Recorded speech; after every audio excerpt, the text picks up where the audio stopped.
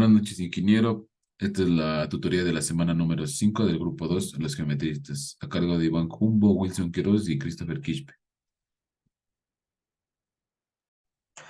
Definiciones del triángulo. Un triángulo tiene tres lados de recta que denominan lados o por tres puntos no alineados llamados vértices.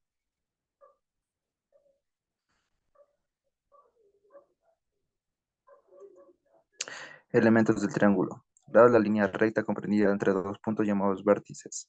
El vértice, punto donde se encuentran los dos lados del ángulo, ángulos internos, son los ángulos convexos formados al interior del triángulo.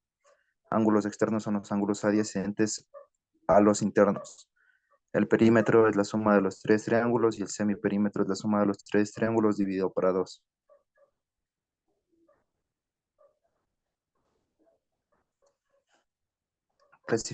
Clasificación de los triángulos. Los tenemos por sus lados.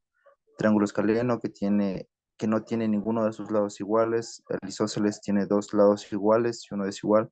Y el triángulo equilátero tiene tres lados iguales.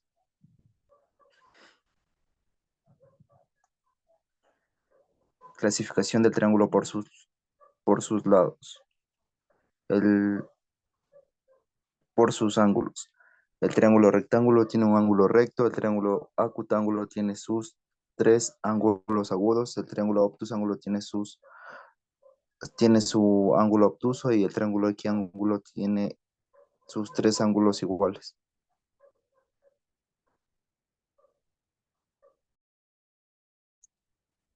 Puntos y líneas fundamentales del triángulo. Base del triángulo es la recta que intercerca la circunferencia en un solo punto, llamado punto de tangencia o punto de contacto.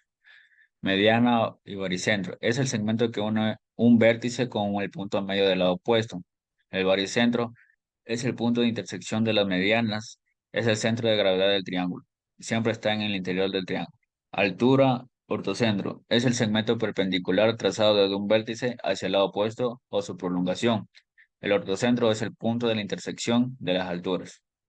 Bisectriz es el segmento que divide el ángulo interno o externo en dos ángulos de igual medida. El incentro es el punto de intersección de las bisectrices internas. Siempre está en el interior del triángulo.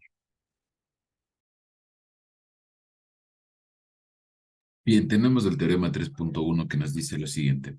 La suma de la medida de los ángulos internos de un triángulo es igual a 180 grados. Para comprobar esto, vamos a decir lo siguiente. Tenemos el lado AB y vamos a construir una paralela de nombre L a AB. Entonces podemos decir que la medida del ángulo 1 por correspondientes es igual a la medida de A. Y la medida del ángulo 2 por alternos internos es igual a la medida del ángulo B. Y finalmente la suma de la medida del ángulo 1, la medida del ángulo 2 más del ángulo C nos daría 180. Ahí está comprobado el teorema 3.1. Bien, tenemos los corolarios. Un triángulo no puede tener más de un ángulo recto u obtuso porque dejaría de ser un triángulo y pasaría a ser una paralela.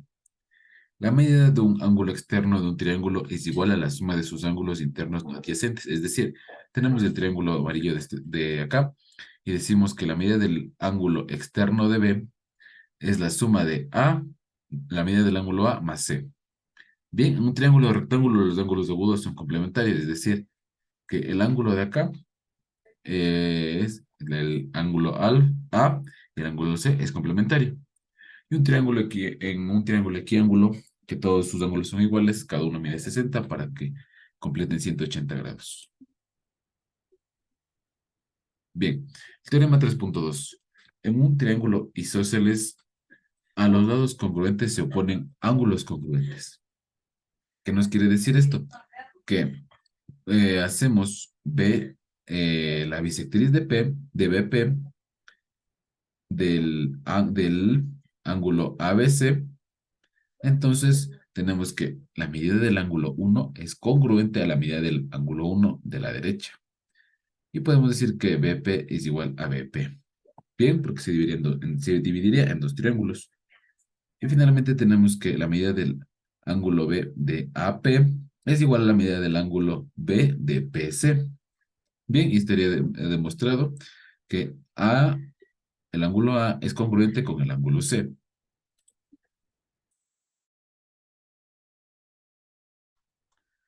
Corolarios. Los ángulos en la base de un triángulo isósceles son congruentes. 2. Si un triángulo tiene dos ángulos congruentes, entonces los lados que se oponen a dichos ángulos son congruentes. 3. Un triángulo es equilátero si y solo si es equiángulo.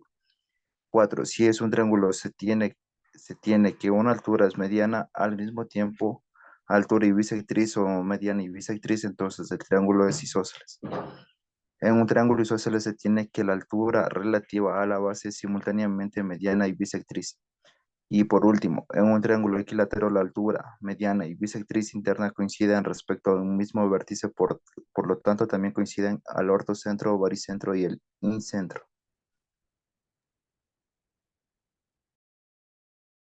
Teorema 3.3. Todo triángulo isósceles tiene dos bisectrices laterales congruentes, dos alturas laterales congruentes y dos medianas laterales congruentes. ¿Por qué? Bisectrices laterales congruentes. Las bisectrices de los ángulos en la base de un triángulo isósceles son congruentes. Esto se debe a que estas bisectrices dividen los ángulos de la base en dos ángulos iguales.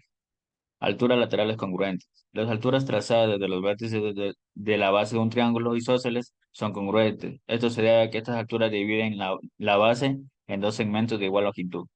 Medianas laterales congruentes. Las medianas trazadas desde los vértices de la base de un triángulo isósceles son congruentes. Esto se debe a que estas medianas dividen la base de dos segmentos de igual longitud.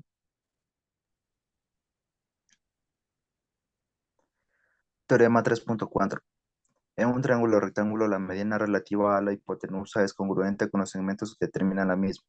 De aquí trazamos una mediana de A al punto M. Esto es la mediana y que nos indica este teorema que la medida de BM del segmento BM va a ser igual a la medida del segmento MC.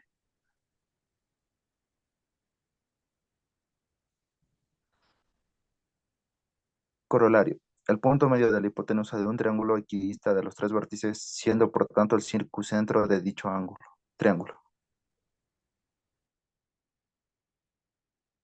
Bienvenidos. El día de hoy vamos a encontrar el baricentro de este pequeño triángulo que tenemos aquí. Bien, tenemos este triángulo que a simple vista es un triángulo isósceles, dos lados iguales y uno diferente. Bien, podemos definir su vértice A, vértice B y finalmente su vértice C. Bien, podemos decir que el lado AB tiene dimensiones, previamente ya lo medí, para que el video sea más rápido, 10.5. Entonces, encontramos el punto medio de ese lado, que sería más o menos 5.25, algo por aquí, y lo unimos con su opuesto vértice, es decir, el vértice de nombre C. Ahí unimos así, bien. Ahora vamos con el siguiente lado. El lado sería CB o BC, queda igual. Esto tiene de magnitud, tiene 7,5.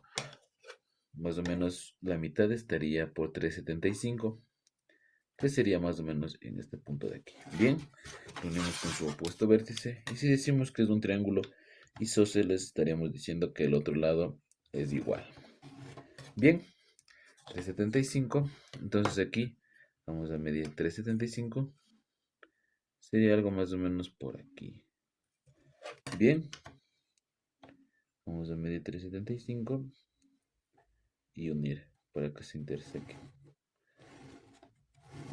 Bien, aquí encontraríamos el punto, el centro de masa. Y bien, en nuestro experimento nos pide que le coloquemos sobre la punta de un clavo. Entonces nos vamos a ayudar de cinta doble faz para asegurar el clavo a la mesa. Bien, ya está ahí la cinta doble faz. Y vamos a colocar este pequeño clavito ahí para que se sostenga y para poder realizar el experimento.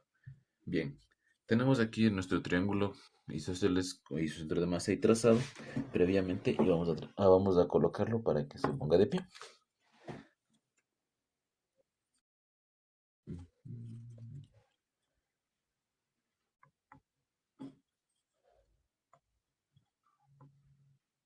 Bien, como pudimos observar, ahí está perfectamente colocado en su centro de masa. Podemos girarlo y se va a estar en equilibrio. Y bien, esa ha sido la demostración del baricentro o centro de masa. Muchas gracias.